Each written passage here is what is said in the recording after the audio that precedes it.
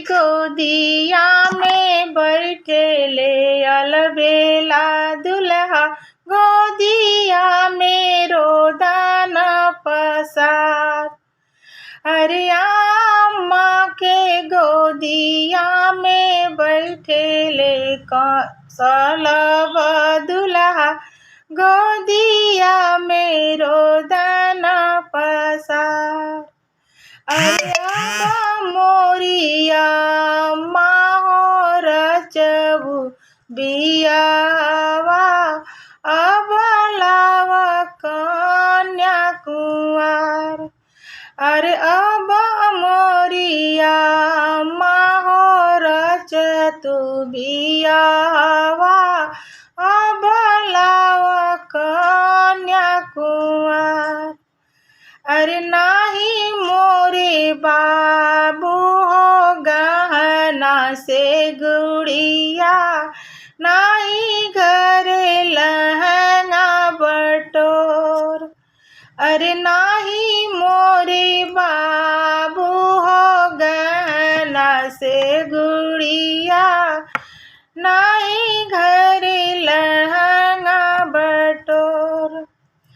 अरे नाही घर बाटे बबुआ पापा तोहारा हो, कैसे रची तुहार बिया। अरे चिट्ठिया जेली के लिए अम्मा हो अपने अम्मा, दिहा लीजे स्वामी जी के हाथ। अरे चिट्ठिया जेली के लिए अम्मा हो अपन अम्मा, दे लीजे स्वामी जी के हाथ।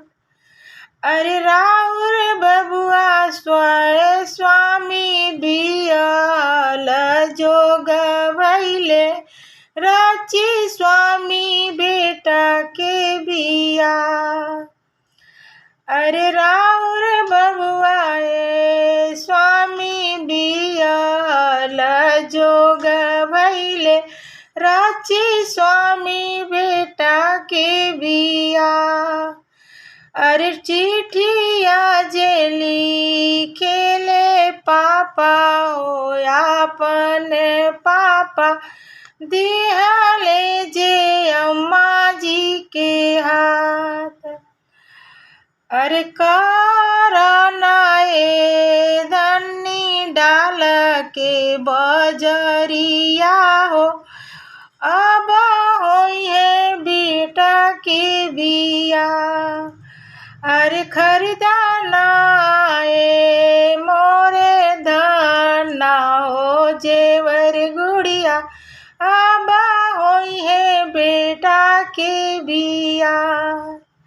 अरे अम्मा के गोदिया में बैठेले सलब दुल्हा, गोदिया में रोदन पसार।